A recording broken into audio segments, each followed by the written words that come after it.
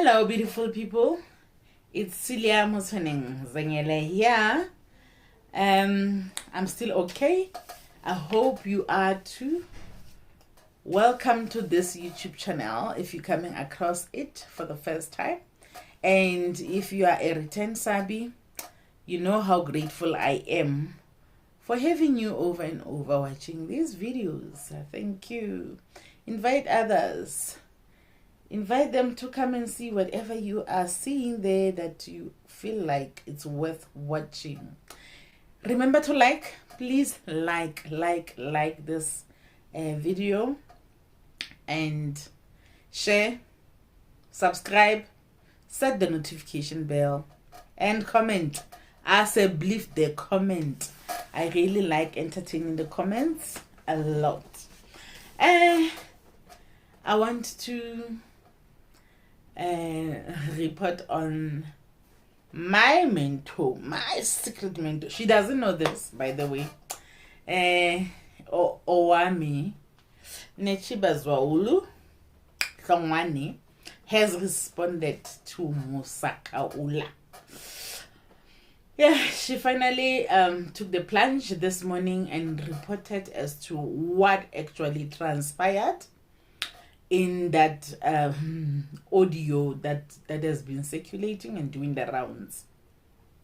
And from what I could gather, I think it left me thinking that she was so traumatized to a point where she did not even want to go and listen to these audios that are circulating. Or otherwise, she's a good actor. Because I say so because she says she does not remember where it started, and so on and so on. Because if she had listened to it again and again, because it was circulating the whole weekend, she could have remembered exactly what started the conversation for her to jump in on Friday. She says this happened on Friday morning around 4 a.m. after she had recorded some videos and edited that night.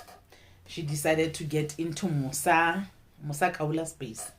Guys, for those who will be watching the Musa Khawula thingy for the first time, who is Musa Khawula? I'll start for the sake of a person that doesn't know who Musa Khawula is. Musa Khawula is a guy. We don't know his age, but he looks young.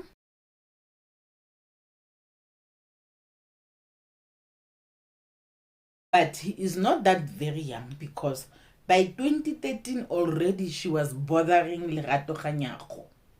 So if by 2013 she was bothering Lerato Kganyago, then she must be older. Last time, not so long ago, they took out a whole transcript of all the cases that he has. He's got several cases. Some of them are like petty crimes, like stealing, theft, let's say theft. What else? I can't remember, but they are more petty crimes. But you can tell they backdate 2 years ago. So you can tell that this person has been doing them things for a while.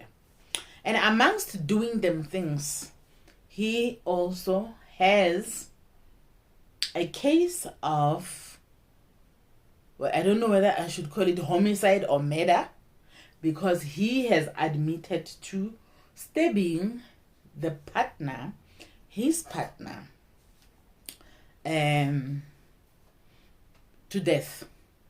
He has admitted to stabbing the partner to death, and he calls it self-defense. He says it was in self-defense, they were fighting. Fine. Now, that is Musa Khawula. I haven't finished, I just started. Then Musa Khawula is the originator of many stories.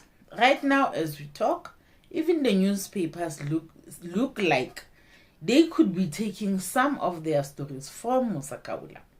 He is one brave young lad that is not afraid to bring Mgozi, real Mgozi news. He brings anything, whether it's not supposed to be in the public or not.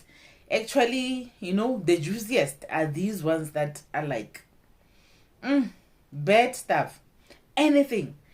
And the way he's a king of Twitter, by the way. Right now, he toppled everyone that was a king of Twitter ever before. He is now the king of Twitter as we speak. Everyone that is on Twitter knows who Musa Khawula is. As long as you are in South Africa, maybe in the neighboring countries as well, they do know who Musa Khawula is. Musa has got a long list of people, particularly celebrities, that he comes for. And he makes sure that he takes out the things that, he hangs their dirty laundry out in the open for everyone to see. As a result, many YouTubers are taking their stories from him because he is the hot topic himself, and then he brings hot topics, hot as in they come from the oven. Now, he holds what they call spaces. Spaces are for somebody that is not used to Twitter. It's something like a conference call.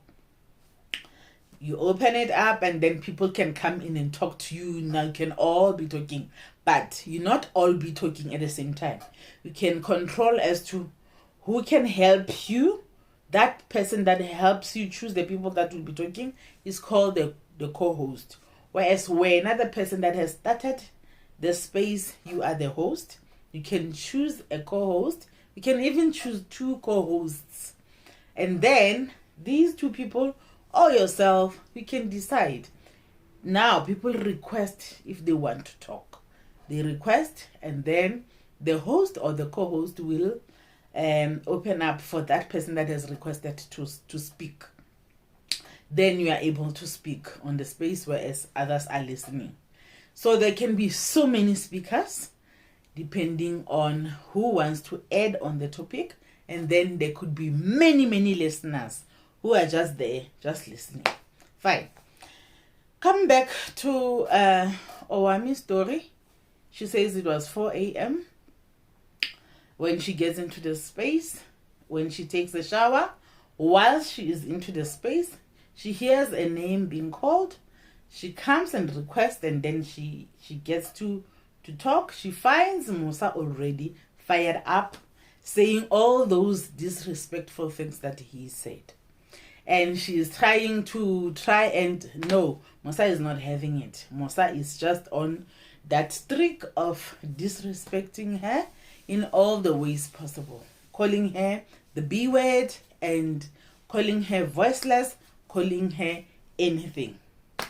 Now, to counteract the fact that Musa said she is voiceless, she came back today wearing her jacket that she was recognized with from YouTube as a black voice.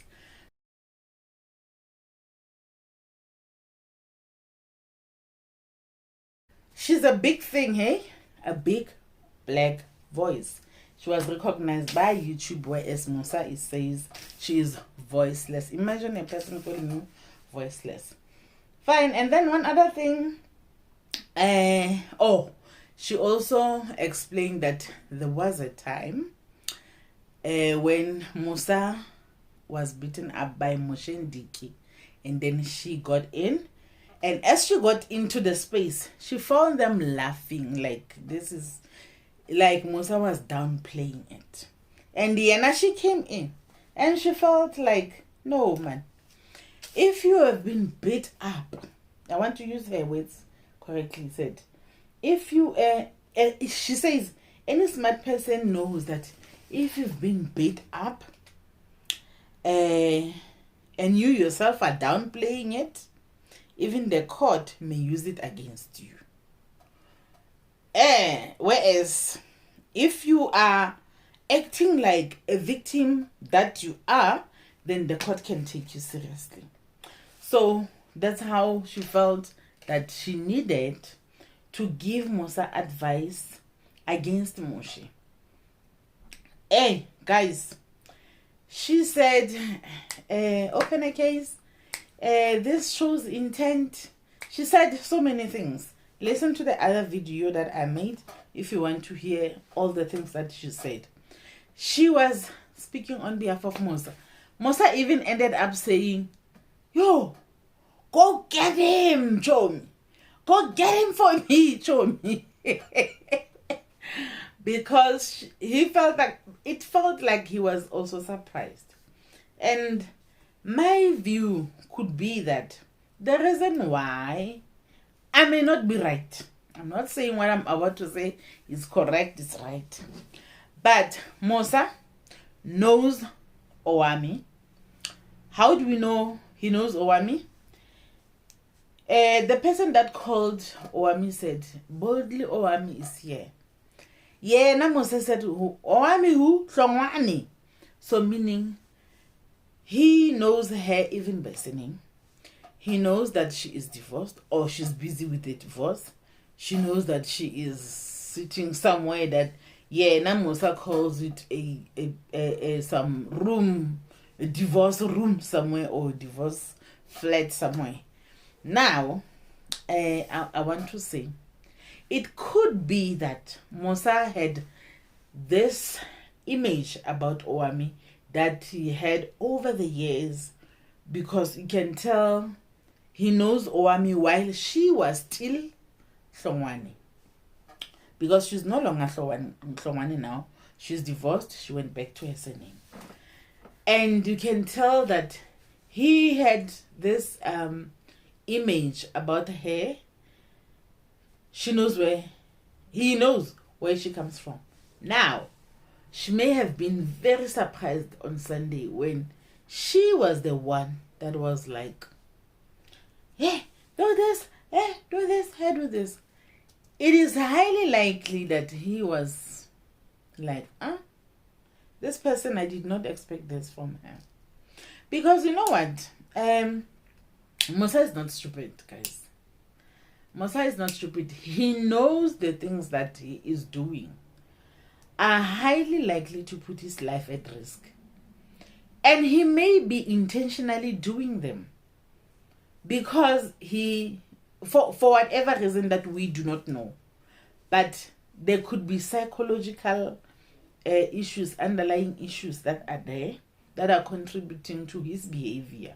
Because you can tell, like I said, the history that he has already with interaction with people and the criminal history tells us that he has been on this self-destructive path for a while. There could be issues that he has been. It's highly likely that he is forever looking for somebody that can come and say, Musa, stop it. Stop what you're doing. And he does not get that. He may have expected it from Owamie, from all the videos, from all the perspective that Owamie has given in the past. And when she spoke, when he knew that Moshe had beaten him up, and he may have felt like he deserved it, because he was laughing. Guys, this guy was like taking this very lightly, as much as he was busy talking about it, but it was like on a very lighter note. Hence, Owamie felt like she had to make him aware that he's a victim and he must act like a victim and do what victims do. So, Kanti, it's highly likely that Musa expected from her, particularly her, a reprimand. Do you know that? When you know you are doing something wrong, the person that you respect most, you are expecting them not to come and side with you for something that you also know deep down that this is wrong. You expect them to say, hi, ma, okay, fine, what is done to you is not right, but Luena, you were not supposed to have done this. 1, 2, 3, 4, 5. And now when you come and praise them and you are disappointing the person, you are reducing yourself from that high pedestal where they put you, you coming like, just like a parent that is not reprimanding the child. The child ends up blaming that parent one day that I'm where I am because of you. The child ends up not respecting the parent because they feel like you were supposed to take a certain position and you didn't take that position, and because of that I'm where I am. I'm not insinuating that Owamie is old enough to be this guy's parent. No, not by any means. But I want to say that sometimes there are people that we hold very high and we get very disappointed when they don't meet up what we expected them to be, and they don't play a role that we expect of them. So it may be that, hence he said it repeatedly that I don't respect her. I don't respect her. You'd ask yourself, where does that come from? A person cannot just say, I don't respect her. I don't respect her. I don't. He said, but Musa, I love you. I love you, Chomi, but I don't respect you. You know what? I'm not supposed to be laughing. It's not a laughing matter, but I'm just trying to, like, make sense of all this. So it's not making sense. Okay, fine. She did address that matter. She did say she's never gonna stop telling stories from Musa, because Musa is the clown. So Musa is the clown that does not care about his future. He tells stories for Mahala. She takes the stories and make shmoney, as she says it. So, and which is true. Musa is busy feeding people. Then he gets angry when people take his stories and make money. Why is he not starting something that will give him money? He's busy telling us about the people that are going to fund him. Hey, he wants people with money.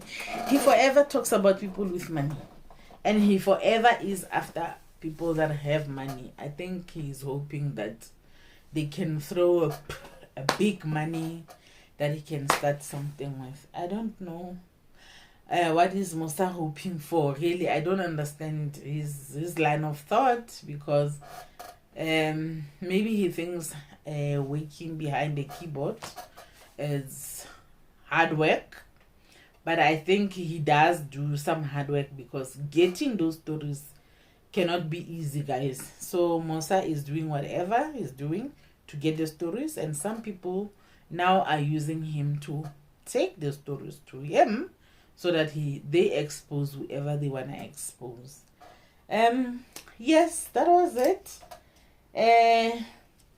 As for Musa, guys, please don't tell him I was talking about Musa Khawula. Please don't tell him. I'm so afraid of Musa, guys. Musa will just come and find all the skeletons that I've put in my closets and expose them, and hey, I'm so afraid of Musa. Guys, Musa. He is such a... I don't understand. I really don't understand. But I wish there could be somebody that directs him back into his way, because he can still expose people, but with less. Man, he's ruthless, man. He's ruthless. Musa does not just report news as they are. He chooses words, words that will sit on you. And hey, Moshe Ndiki did not just beat Musa. And I am not by any means encouraging violence, but Musa, guys, Musa oqadile Moshe. Musa, yo. Imagine a person telling you that you could not keep a partner. Your partner is out of the flat. You could not keep a man. Now you are fathering a dog. You decided to be a dog daddy because you could not keep a man. No wonder Moshe felt like, and that's his style of reporting. He does not just report something like plain like he has to pour some spice, sugar and spice, chili simosa. Like the owner of the news must be able to like read and sweat. There must just be sweat coming from anger, from the things that Musa would have said. He said things in a very offensive way. He offends people.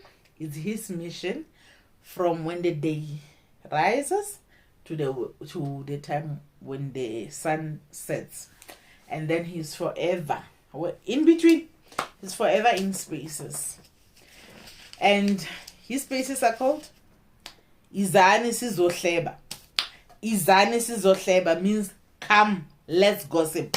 Come, let's gossip. So that Musa's spaces, guys, we don't know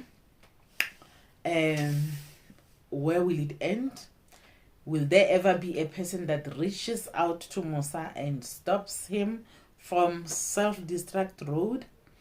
We don't know. But this route that he is on is dangerous, to say the least. Remember to like, share, set the notification bell, comment, like, subscribe. Thank you. Bye-bye.